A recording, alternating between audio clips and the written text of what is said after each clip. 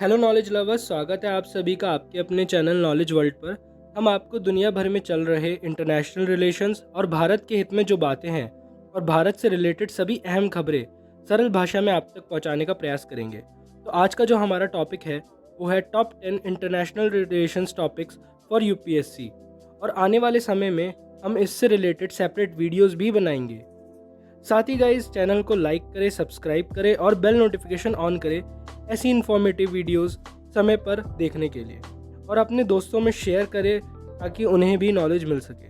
तो आज के हमारे टॉपिक का पहला पॉइंट है ग्लोबल टेररिज्म। टेररिज्म एक ऐसा शब्द है जिसको सुन के आपको कई देशों की याद आती होगी, जैसे पाकिस्तान, अफगानिस्तान, सीरिया, इराक और कई मिडल ईस्ट और अफ्रीकन कंट्रीज। इनमें एक्सट्रीमिज्म और रिलीजियस फंडामेंटलिज्म बढ़ने के कारण जो प्रॉब्लम हो रही है वो पूरे ग्लोबल स्केल पर देखी जा रही है। ईस्ट और अफ्रीका पूरे ग्लोबल स्केल पर चल रहे टेररिज्म का हब बन चुका है। साथ ही टेररिज्म अपने साथ रेफ्यूजी क्राइसिस को भी लेकर आता है, जिससे कई देश सफ़र करते हैं। और सफ़र करने के साथ साथ जो यूथ है, अदर नेशंस की यूथ, जैसे कि इंडिया में, यूएस में, यूरोपियन कंट्रीज़ में, ऑस्ट्रेलिया, जापान, इन सब के यूथ को रेडिकलाइज करने का सोशल मीडिया के थ्रू, ये भी इसका एक बहुत बड़ा इम्पैक्ट है। ये कई कंट्रीज़ की इकोनॉमी को भी इम्पैक्ट करता है। साथ ही हमारे को टेररिज्म को काउंटर करने के लिए हमारी इस वक्त की सबसे बड़ी जो ज़रूरत है वो है ग्लोबल कोऑपरेशन की। जैसे कि हमने अफ़गानिस्तान में देखा, हार्ट ऑफ एशिया करके समिट होता है, जिसका मेन मोटिव ये होता है कि अफ़गानिस्तान को किस तरीके से तालिबान और टेररिज्म रूल से फ्री रखा जाए। बट बेसिकली अभी वहाँ पर एक तालिबान रूल है जो कि लंबे समय तक चलने की उम्मीद है। इसको टैकल करने के लिए हमें ग्लोबल कोऑपरेशन की ज़रूरत है। साथ ही यूनाइटेड नेशन का भी इसमें काफ़ी अहम रोल होगा, जो कि फ़िलहाल इस क्राइसिस को टैकल करने में काफ़ी कमज़ोर साबित हुआ है। साथ ही अगर हम बात करें ग्लोबल टेररिज्म इंडेक्स में 2015 के इंडिया की रैंकिंग, तो वो 6th रही है। दोस्तों, अब अपने दूसरे point resurgence of cold war की तरफ बढ़ते हैं। सीधा सीधा मतलब है कि क्या कोल्ड वॉर वापस आ गया है, या कोल्ड वॉर ने अपना नेचर बदल दिया है? ये एक न्यू कोल्ड वॉर है या ये एक नया एरा है? जिस तरीके से चाइना राइज कर रहा है, इसका क्या इम्पैक्ट पड़ेगा, क्या इम्प्लीकेशंस होंगे इसके नए वर्ल्ड ऑर्डर में? साथ ही ऑपरेशन जो है चाइना और रशिया के बीच में, ये दिन प्रतिदिन बढ़ रही है। और जैसा कि हम देख पा रहे हैं कि इस वक्त नए कोल्ड वॉर में एशिया की काफ़ी ज़्यादा इम्पोर्टेंस रहेगी। बट हम बात करेंगे इंडिया के पर्सपेक्टिव से। इंडिया हमेशा से नॉन अलाइंड रहने की पॉलिसी अपनाया है, यानी कि NAM, जो कि हमने मूवमेंट शुरू किया था नेहरू जी के टाइम पर, नॉन अलाइनमेंट पॉलिसी, वो आज भी इंडिया फॉलो करता है। और इसकी एक बहुत ही ज़्यादा इम्पोर्टेंस है इंडियन फॉरेन पॉलिसी में। साथ ही इंडिया का जो फॉरेन पॉलिसी है वो रशिया और US को लेकर के बिल्कुल अलग है। मतलब एक बाकी दुनिया कभी एक खेमे में होती है, कभी दूसरे खेमे में होती है, मगर भारत हमेशा से रशिया और US को अलग अलग मान के चला है और दोनों के साथ अपने ट्रेड और इकोनॉमिक बैलेंस को बना के चला है। जैसा कि अभी हम देख भी पा रहे हैं, रशिया यूक्रेन वॉर में इंडिया ने किस तरीके से रशिया के साथ और US के साथ बैलेंस कर रखा है, बाकी यूरोपियन कंट्रीज़ के साथ बैलेंस कर रखा है। पूरी दुनिया के सैंक्शंस लगे पड़े हैं रशिया से, फिर भी इंडिया रशिया के साथ ट्रेड कर रहा है, इकोनॉमिक टाइज बना रहा है, ताकि रशिया को वो किसी भी तरीके से एक सपोर्ट दे पाए। और ये दर्शाता है कि भारत की फॉरेन पॉलिसी कितनी ज़्यादा स्ट्रांग है। तो हमारा जो नेक्स्ट टॉपिक है, जो नेक्स्ट पॉइंट है, वो है राइजिंग अफ्रीका। तो जैसा कि हम सभी जानते ही है, अफ्रीका एक रिसोर्स रिच कॉन्टिनेंट है। वहाँ पर अंडर डेवलपमेंट काफ़ी ज़्यादा है, बट वो एक रिसोर्स रिच कॉन्टिनेंट है। हमारे देश का सबसे बड़ा इंपोर्ट का जो सेक्शन है उसमें आता है गोल्ड, और गोल्ड का ज़्यादातर हिस्सा हमारा दुबई के थ्रू आता है। और दुबई के अंदर जो गोल्ड आता है वो अफ्रीका से होकर आता है। ब्लैक मार्केटिंग सबसे बड़ा रीज़न है दुबई को gold city of the world बनाने का, मगर वो सारा गोल्ड, वो सारे रिसोर्सेज अफ्रीका के हैं, जिसका फ़ायदा बाकी मिडिल ईस्ट कंट्रीज़ और कुछ रिच नेशंस उठा रहे हैं। साथ ही अफ्रीका और इंडिया के बीच में काफ़ी कुछ कॉमन है, जैसे कि ब्रिटिश रूल, जो कि वहाँ पे भी रहा है और यहाँ पे भारत में भी रहा है।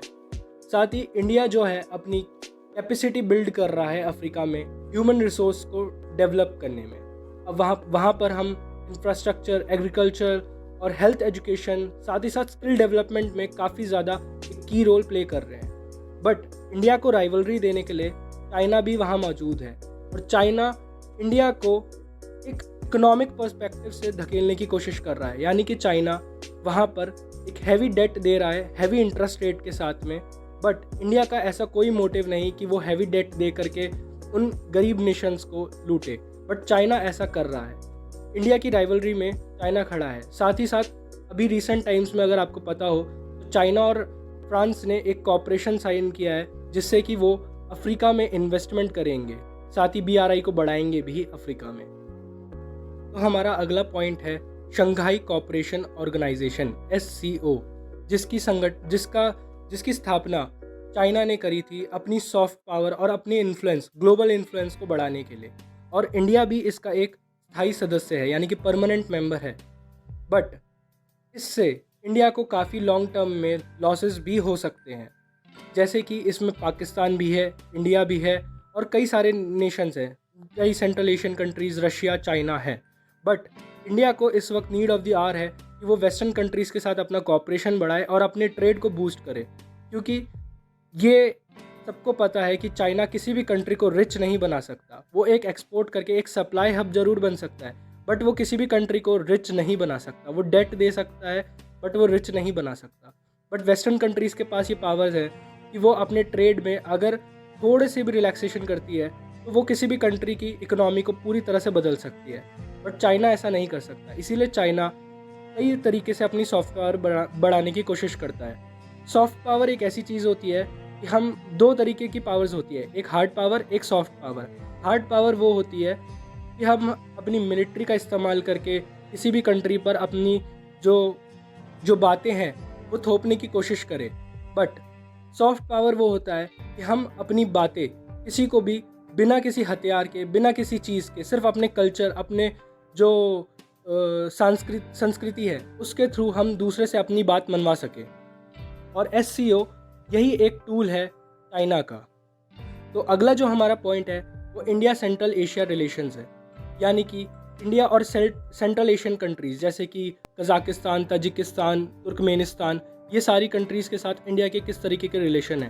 और ये काफ़ी अहम हो जाता है इंडिया के लिए कि वो सेंट्रल एशियन कंट्रीज़ के साथ अपने रिलेशंस को बिल्ड करे, स्ट्रॉन्ग करे, क्योंकि चाइना जिस तरीके से अपनी कॉपरेशंस बढ़ा रहा है, इंडिया का इस वक्त सेंट्रल एशिया के साथ लगभग जो ट्रेड है वो 2 से 5 बिलियन डॉलर के बीच में है। वहीं चाइना का जो ट्रेड है उनके साथ वो है 40 to 50 बिलियन डॉलर्स के बीच में। तो ये साफ साफ दर्शाता है कि हम कितने पीछे हैं चाइना से। हमारे को इस वक्त नीड ऑफ द आवर है कि हम सेंट्रल एशिया के साथ अपने टाइज़ हैं उसको ज़्यादा स्ट्रॉन्ग करें, ज़्यादा बिल्ड करें। अपने मिलिट्री पर्सपेक्टिव से भी हम उसको ज़्यादा आगे बढ़ाएं। जैसे कि ताजिकिस्तान में इंडियन एयरफोर्स का एक बेस भी है, एक इंडियन मिलिट्री बेस भी है, और तजिकिस्तान की आर्मी इंडिया के मिलिट्री एकेडमी में ट्रेनिंग भी लेती है। ये इंडिया की सॉफ्ट पावर को बढ़ाने में बहुत ही ज़्यादा मददगार होता है। तो दोस्तों अब हमारा अगला पॉइंट है साउथ चाइना सी। तो जैसा कि हम सभी को पता है कि साउथ चाइना सी की एक काफ़ी ज़्यादा इकोनॉमिक इम्पोर्टेंस भी है। वहाँ पर कई सारे नेचुरल रिसोर्सेज जैसे कि पेट्रोलियम, नेचुरल गैस, कई सारे रिसोर्सेज पाए जाते हैं। साथ ही दुनिया का बहुत ही बड़ा जो ट्रेड है वो स्ट्रेट ऑफ मलक्का से होके गुजरता है, जो कि वो स्ट्रेट साउथ चाइना सी की तरफ ही जाता है। इंडियन ओशियन को वो साउथ चाइना सी से जोड़ता है, जिससे दुनिया भर का बहुत ज़्यादा परसेंट में एक ट्रेड होता है।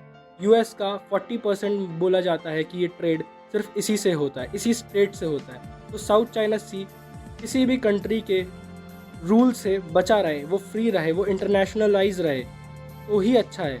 अगर साउथ चाइना सी पे चाइना का कब्ज़ा हो जाता है तो वर्ल्ड ट्रेड में एक काफ़ी बड़ा इम्बैलेंस आ जाएगा, क्योंकि चाइना उसे अपने तरीके से कंट्रोल करेगा। बट साथ ही साथ अगर एक तरफ हम देखते हैं इसकी एक इकोनॉमिक इम्पॉर्टेंस है, साथ ही साथ यहाँ पर एक नेविगेशन की भी एक फ्रीडम नहीं है, क्योंकि चाइना कई बार अपनी जो शिप्स है उसमें जो रिस्पॉन्डर्स होते हैं उसको बंद कर देता है और दिखाता है कि उसे कोई फ़र्क नहीं पड़ता इंटरनेशनल रिलेशंस, जो बाकी इंटरनेशनल कम्युनिटीज़ है उनको क्या लग रहा है, कैसा लग रहा है, वो अपनी सीधी सीधी दादागिरी चला रहा है। साथ ही इसका सबसे बड़ा इम्पैक्ट जो है वो आसियान कंट्रीज़, जो कि आसियान साउथ ईस्ट एशिया की जो कंट्रीज़ है जैसे कि इंडोनेशिया, फिलीपींस, वियतनाम, इन सब को भुगतना पड़ रहा है। साथ ही इन्होंने अभी रिसेंट टाइम में अपना डिफेंस बजट भी बढ़ा दिया है क्योंकि चाइना की दादागिरी इन पर बढ़ती जा रही है और इनके रिसोर्सेज छीनने का काफ़ी ज़्यादा प्रयास किया जा रहा है चाइना के थ्रू। बट ये अपने रिसोर्सेज को, अपने फ्रीडम को मेंटेन करने के लिए अपने डिफेंस बजट भी बढ़ा रही है। बेसिकली इससे इंडिया को भी एक तरीके से फ़ायदा होगा क्योंकि वियतनाम ने जिस तरीके से फिलीपींस ने जिस तरीके से अभी इंडिया के साथ एक डिफेंस डील साइन करी है ब्रह्मोस मिसाइल को लेकर के, उसी तरीके से वियतनाम, इंडोनेशिया और कई सारी कंट्रीज, सिंगापुर, ये सारी कंट्रीज़ इंडिया के साथ डिफेंस डील साइन करने में इंटरेस्टेड हैं। साथ ही इंडिया के लिए भी ये काफ़ी इम्पॉर्टेंट है कि साउथ चाइना सी जो ये ट्रेड रूट है इसे हमेशा ओपन और फ्री रहना चाहिए। तो इसी से रिलेटेड हमारा अगला पॉइंट है इंडिया और आसियान के रिलेशंस, यानी कि साउथ ईस्ट एशियन कंट्रीज़ के रिलेशन इंडिया के साथ कैसे हैं। तो सबसे पहले अगर हम बात करें आसियान के मेंबर्स की तो वो कुल 10 हैं। Brunei, Cambodia, Indonesia, Laos, Malaysia, Myanmar, Philippines, Singapore, Thailand और वियतनाम। इसका जो मेन ऑब्जेक्टिव रहा है आसियान के बनने का, वो बेसिकली ईयू से इंस्पायर है क्योंकि ईयू ने जिस तरीके से, यानी कि यूरोपियन यूनियन ने जिस तरीके से अपनी इकोनॉमिक प्रॉस्पेरिटी लाई है अपने देशों में, उसी तरीके से आसियान कंट्रीज़ भी चाहती है कि वो एक कॉपरेशन बना करके, एक साथ में रह करके इस तरीके से वो ग्लोबल स्टेज पे अपनी इम्पोर्टेंस बढ़ा सके, अपने आप को इकोनॉमिकली प्रॉस्पर कर सके। और ये देखा भी गया है कि आसियान कंट्रीज़ ने आपस में मिलके काफ़ी ज़्यादा इकोनॉमिकली ग्रोथ दिखाई है। साथ ही इंडिया के पर्सपेक्टिव से ये काफ़ी इम्पॉर्टेंट हो जाता है क्योंकि हमारी पॉलिसी है एक्ट ईस्ट पॉलिसी, जिसके तहत इंडिया आसियान कंट्रीज़ की तरफ ज़्यादा उम्मीद भरी नज़रों से देख रहा है। इंडिया ने आसियान कंट्रीज़ के साथ फ्री ट्रेड एग्रीमेंट भी किया है। भले ही इंडिया को इससे काफ़ी बड़े स्केल पे थोड़ा बहुत ट्रेड लॉस भी हो रहा है, मगर इंडिया के लिए ये काफ़ी इम्पॉर्टेंट है कि हम आसियान में अपना इन्फ्लुएंस बनाए रखें क्योंकि अगर इंडिया ने अपना इन्फ्लुएंस आसियान कंट्रीज से कम कर दिया तो चाइना वहाँ पर आ जाएगा और इंडिया के लिए ये काफ़ी बड़ी सिरदर्दी हो जाएगी कि चाइना आसियान कंट्रीज़ में भी है। और जैसा कि हम देख रहे हैं पाकिस्तान, श्रीलंका, आसियान में भी अगर वो हो गया और म्यांमार में भी कई हद तक वो इन्वेस्टमेंट कर रहा है और बांग्लादेश के साथ चाइना के काफ़ी ज़्यादा डिफेंस टाइज भी हैं और नेपाल में जिस तरीके से वो अपने कल्चरल इन्फ्लुएंस को बढ़ाने की कोशिश कर रहा है, तो इंडिया को चारों तरफ से घेरने में चाइना कामयाब हो जाएगा। तो इंडिया के लिए ये काफ़ी ज़्यादा फॉरेन पॉलिसी के हिसाब से भी काफ़ी इम्पॉर्टेंट है कि हम आसियान के साथ अपने इन्फ्लुएंस, अपने ट्रेड को, अपने इकोनॉमिक बैलेंस को बनाए रखें। तो इसी के रिगार्डिंग हमारा अगला टॉपिक है इंडिया ऑस्ट्रेलिया की जो टाइज़ हैं, जो डिफेंस और इकोनॉमिक टाइज़ हैं, उसे डिस्कस करते हैं। हम सभी को पता है कि इंडिया और ऑस्ट्रेलिया दोनों ही क्वाड के मेंबर्स हैं और दोनों ने ही स्ट्रेटेजिक पार्टनरशिप को भी साइन कर रखा है, जिससे कि दोनों ही देशों की जो कॉपरेशन है वो समय समय पर बढ़ती रही है। हिस्टोरिकली इंडिया और ऑस्ट्रेलिया काफ़ी ज़्यादा स्ट्रॉन्ग नेशन माने गए हैं आपस में कॉपरेशन के मामले में। दोनों ही देश साउथ चाइना सी को फ्री और इकोनॉमिकली पूरी तरीके से उस ट्रेड रूट को फ्री रखने में आपस में एक दूसरे के साथ कॉपरेट भी कर रहे हैं। साथ ही दोनों की नेवी आपस में काफ़ी बड़ी है और दोनों के बीच में काफ़ी बेहतरीन ट्रेड भी होता है। 10 से 15 बिलियन डॉलर का ट्रेड है इंडिया और ऑस्ट्रेलिया के बीच में, जो कि समय समय पर बताया जा रहा है कि बढ़ करके 25 से 30 बिलियन डॉलर हो जाएगा। और कई सारे इंडियन स्टूडेंट्स भी ऑस्ट्रेलिया में जाके पढ़ने की, यानी कि अपनी एजुकेशन, हायर लेवल की एजुकेशन को ग्रैब करने में काफ़ी एक इम्पॉर्टेंट डेस्टिनेशन मानते हैं। ऑस्ट्रेलिया इंडिया के पर्सपेक्टिव से इकोनॉमिकली भी काफ़ी इम्पॉर्टेंट है क्योंकि इंडिया को जो हाई क्वालिटी कोल चाहिए होता है वो ऑस्ट्रेलिया से ही आता है बेसिकली, क्योंकि ऑस्ट्रेलिया में इंडिया की अडानी कंपनी ने इन्वेस्टमेंट कर रखी है जो वहाँ से कोल निकालती है और इंडिया में ला करके इंडिया के थर्मल पावर प्लांट्स में उसका इस्तेमाल होता है इलेक्ट्रिसिटी जनरेशन के लिए। साथ ही इंडिया को ऑस्ट्रेलिया से यूरेनियम, हाई क्वालिटी यूरेनियम भी मिलता है, जिससे इंडिया अपने न्यूक्लियर पावर प्लांट्स में यूज़ कर सकता है एनर्जी जनरेशन के लिए। तो इस वजह से भी ऑस्ट्रेलिया हमारे लिए काफ़ी ज़्यादा इम्पॉर्टेंट हो जाता है क्योंकि वो हमारे एनर्जी में हमारा एक काफ़ी बड़ा योगदान दे रहा है। अब जो हमारा अगला पॉइंट है वो है इंडिया के जस्ट बिल्कुल नेबर में इंडिया नेपाल। नेपाल के साथ इंडिया के रिलेशंस कैसे हैं। इंडिया और नेपाल बेसिकली बिल्कुल बड़े भाई और छोटे भाई जैसा रिलेशन रहा है। अर्थक्वेक जब आया था नेपाल में तो इंडिया ने एक बड़े भाई जैसा अपने असिस्टेंस भी दी है नेपाल को। साथ ही नेपाल के जो कॉन्स्टिट्यूशन है उसके अंदर में कई सारे फीचर्स इंडियन कॉन्स्टिट्यूशन से ही इंस्पायर है। और 2008 तक नेपाल एक हिंदू राष्ट्र भी था, जिसका मेजर जो सोर्स है यानी कि हिंदू धर्म का एक मेजर जो पार्ट है वो इंडिया से ही नेपाल में गया है। तो इंडिया और नेपाल के रिलेशन इस पर्सपेक्टिव, रिलीजियस, कल्चरल और लैंग्वेज के पर्सपेक्टिव से भी काफ़ी ज़्यादा क्लोज है। अब हमारा अगला और आखिरी पॉइंट जो है वो है इंडिया और पाकिस्तान के रिलेशन। जैसा कि हमारे को पता ही है, पाकिस्तान इंडिया में इन्फिल्ट्रेशन करवाते रहता है और इंडिया के मेजर टेररिस्ट जो आते हैं वो पाकिस्तान के थ्रू ही आते हैं। कश्मीर, जो पाकिस्तान ऑक्यूपाइड कश्मीर है, उसके थ्रू इंडिया में काफ़ी ज़्यादा टेररिस्ट घुसने की कोशिश करते हैं और भारत में अस्थिरता फैलाने की कोशिश करते हैं।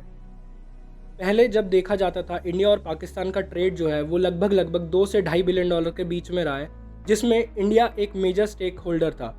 2 से लेकर $2.1 बिलियन तक का ट्रेड इंडिया करता था। मतलब इंडिया एक्सपोर्ट करता था पाकिस्तान को और 400 से $500 मिलियन का इंपोर्ट करता था पाकिस्तान से। बट रिसेंट टाइम में जब इंडिया ने 5 अगस्त 2019 में जब आर्टिकल 370 और 35A हटा दिया, तो पाकिस्तान के ex prime minister Imran Khan ने इंडिया के साथ ट्रेड को सस्पेंड कर दिया, जिसका नतीजा पाकिस्तान को ही ज़्यादा भुगतना पड़ रहा है। और पाकिस्तान की इकनॉमी इस वक्त बिल्कुल खस्ता हालत में है और श्रीलंका जैसे हालात पाकिस्तान में हो चुके हैं। पाकिस्तान बैंकरप्सी की कगार पे खड़ा है। उसके पास फॉरेन एक्सचेंज रिजर्व के नाम पर कुछ भी नहीं है। $10 बिलियन का उसका फॉरेन एक्सचेंज रिजर्व है, जिसमें से ज़्यादातर पैसा IMF, सऊदी अरेबिया और UAE का वहाँ पे रिज़र्व है, ना कि, और पाकिस्तान उसका इस्तेमाल नहीं कर सकता। खाली वो उनके रिज़र्व के रूप में सऊदी अरेबिया, UAE ने उनके बैंक में पार्क कर रखे हैं। तो इंडिया के कई सारे पड़ोसी देशों के इकोनॉमिक कंडीशंस भी ख़राब हैं। तो अगर आप चाहेंगे तो हम इसके ऊपर अगली वीडियो अपनी बना सकते हैं। साथ ही गाइज़, हम चाहेंगे कि आप हमारे कमेंट सेक्शन में बताएं कि आपको अगली वीडियो किस पर चाहिए। हम आपके कमेंट्स को बहुत ही सीरियसली लेंगे और आपकी सजेशंस को हम ज़रूर सुनेंगे। अगर आपको वीडियो पसंद आई तो लाइक करिए, सब्सक्राइब करिए और शेयर करिए अपने दोस्तों में, ताकि आपको और आपके दोस्तों को ऐसी ही इन्फॉर्मेटिव वीडियोज़ मिलती रहे। जय हिंद दोस्तों।